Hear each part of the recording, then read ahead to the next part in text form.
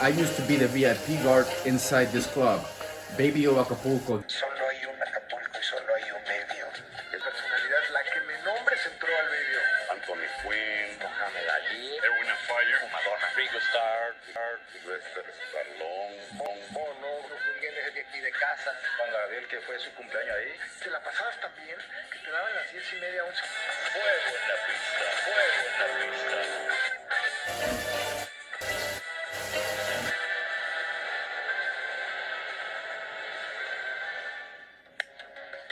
Buenas noches, no estamos hablando solamente de que se quemó o quemaron una discoteca.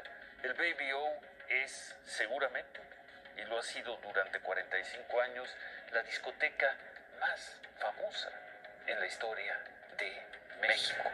Baby'O Acapulco, the most famous, the most exclusive club in all of Mexico and all of Latin America. Publicidad sobre el caso. Porque discoteca famosa a la que han asistido personalidades del mundo artístico. What kind of clientele? Well, everywhere from billionaires, people that run the planet, royalties, celebrities, singers, anyone who's famous, the most richest businessman, and of course, last but not least, criminals, narcos.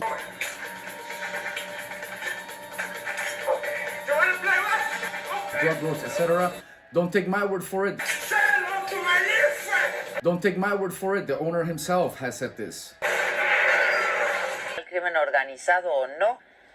Pues mira, era parte de la clientela también. Es decir, si había gente del crimen organizado o no, pues era parte de la clientela y también iba a divertirse como cualquier otra persona. Me siento orgulloso de ser parte del cartel. ¿Cómo te llamas? Por apodo soy la Barbie, por los contras muy temido, y por allá en Sinaloa, por los jefes soy muy querido. Es que traigo la camisa. If you like this kind of content, don't forget to like, subscribe, share, hit that bell button, and all that good stuff. Professional martial artist. I've done MMA fighting, taekwondo. I'm living now in the Netherlands, Holland. I've been a bouncer in Holland, I've been a bouncer in Mexico, and I've been a bouncer in Los Angeles. So my channel is about all of these kind of things. Taekwondo, kickboxing, security work, Mexico, Holland, the United States, LA. So again, if you like this kind of content, make sure you like, subscribe, hit that bell button so you don't miss out on nothing, okay? So the entire video of the burning of the club at the end of the video, this video was leaked by the owner himself. Now, I will also get into the reasons why this could have been done. Was it criminals? Was it drug lords? Was it politics? Like, what could it have been? What are the possibilities that it could have been? The owner has never tried to say that criminals or drug lords do not come to his bar, although he does refer to them as so-called bad guys. He'll say like the so-called bad guys. That's how he refers to them, but it's never been a secret that these people frequent the club. I mean, Barbie himself, the rumor has always been, you know, that he used to close down the entire club to himself. That said, a lot of people in the beginning, when it first happened, the Mexican government, the local Acapulco government, right away released a statement saying that it was an accidental fire. Now, without even talking to the owner, because of this, I guess he didn't find that cool. He leaked the video himself, actually, to the media. So all of a sudden, the video came out that it was done purposely, that it was not accidental, because Baby'O had already burned down once before in the late 90s when it was accidental, when it was full of people. This time, however, this is how it went down. Allegedly, car showed up with 3 or 4 armed men, all right? They submitted the guard. I know the guards that worked, there's only 2 or 3 of them. And I always thought that they didn't have enough security when the club was closed. I mean, they have like 1, 2 guards, 3 guards with no firearms, with just a baton. Here's a picture of me with that guard. One of those guards. I'm not sure if this was the one that they tied up. Allegedly, it was the older one. So either way, they submitted him. It was only one. They took him inside the club. Allegedly, they roughed him up. And then they proceeded to pour gasoline all over the main floor. all over the club. And then basically they went ahead and lit a match and threw it before they exited the club. Now, that said, the owner said that no one is asking for protection money. Which is a thing in Acapulco and all of Mexico.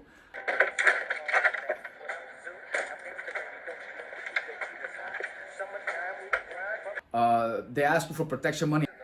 We are for the money. The boss money. Oh, the money, okay. Protection money, and you have to pay. Beer, soda? Just the money. Just like the Sopranos. Like 10%, right? 7,500. It's all there. sometimes it's multiple groups asking you for protection money. Give me $1,000. 1,000 more? Christopher said 10%. $1,000. Bullshit. That kind of stuff, you know.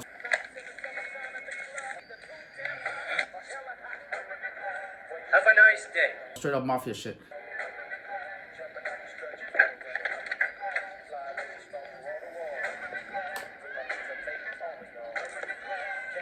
So he claimed that no one asked him for protection money, which I don't doubt. The owner is not the type to lie, guys. I mean, I know him, and he's not the type to lie about things. He's pretty open about almost everything, you know. Like I said, he won't even deny who goes to his club because they go to the club. I mean, he's not gonna deny it because it's almost common knowledge, especially in the city.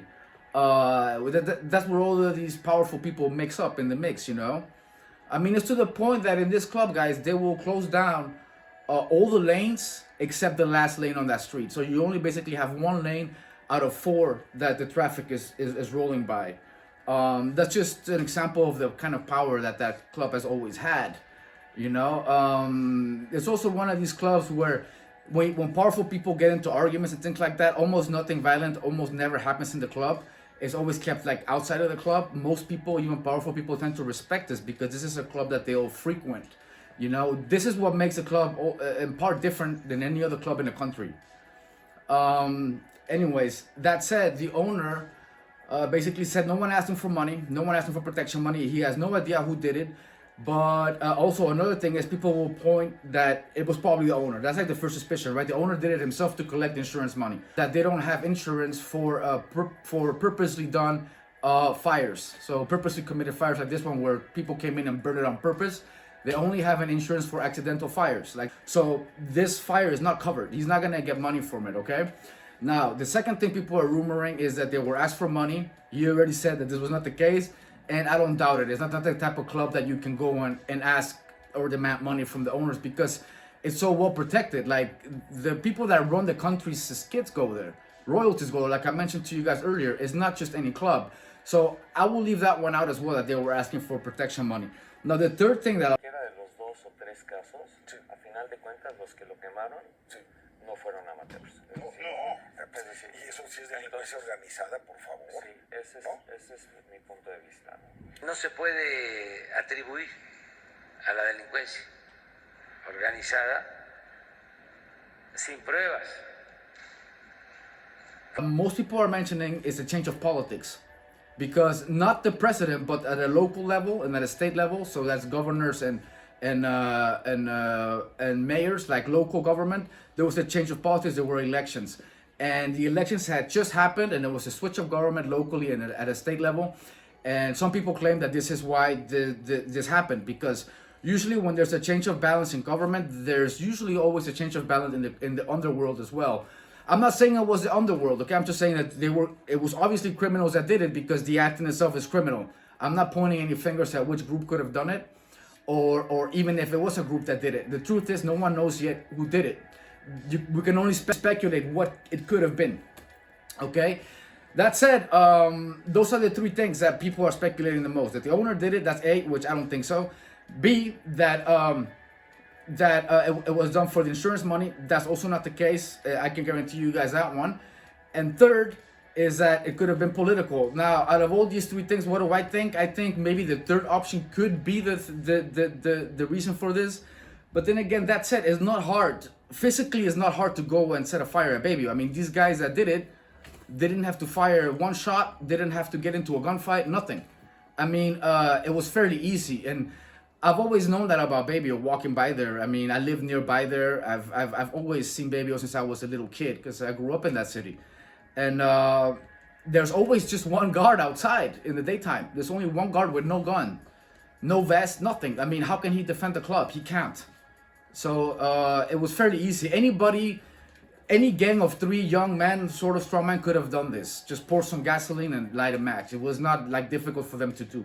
In my opinion, that club should have always had like 1 or 2 armed guards by the front. I mean, it's not unusual for even pharmacies to have armed guards in Mexico. I mean, there was no reason for the club to not have an armed guard, period. I mean, there's no reason for that. The club makes enough money for that. It should have always had an armed guard guarding the place, even when it's not full of people, you know? That's just my personal opinion, you know? Even then, they would have got away with it. I mean, the only difference then is they would have probably shot the guard dead. It would have probably been worse, but at least it's not as easy to do it, you know? I mean, this is probably what the owner thinks, you know? They would have shot my guard dead if he was armed. That's probably how he thinks. That's probably why he didn't have an armed guard. But that said, that's pretty much it for this video. I will have some stories on this club in the future, of course. But pretty much right now I was just covering this incident. Probably Elvis, Michael Jordan, O.J. Simpson, like I said, Sylvester Stallone, many celebrities, a lot of models also, you know. So it's not just any club. It's like I said, the most famous and the most exclusive club in the entire country, and it is the talk of Latin America at the moment. And just surprises me that this will be the first video done in English on this. No one's done a video on this. It's not common knowledge, you know. So that's why I figured I'd make this video. Also, since I worked there and I know so much about it. Well, then if it does really well, then I will do more on videos on this club. And if there's not really a demand for it, I don't really see the point, because it's not just like, there's a reason why there isn't many videos done on this, guys. You know, it's not a place where a lot of people like talking about, especially these kind of topics. Why it was burnt down, why it could have happened. You know, it's a delicate subject, basically, you know. But anyways, I hope you guys enjoyed this video. Again, like I said, like, subscribe, support the channel, hit that bell button, comment, share, any questions you guys have, just ask. Till the next video, catch you later. También son buenos días para mi hija, para mi Olga, para tu esposa. ¿Qué le pasa, señorita? Usted cállese. Se la boca. Señor, ¡viva mi hija! ¡Te vas a morir!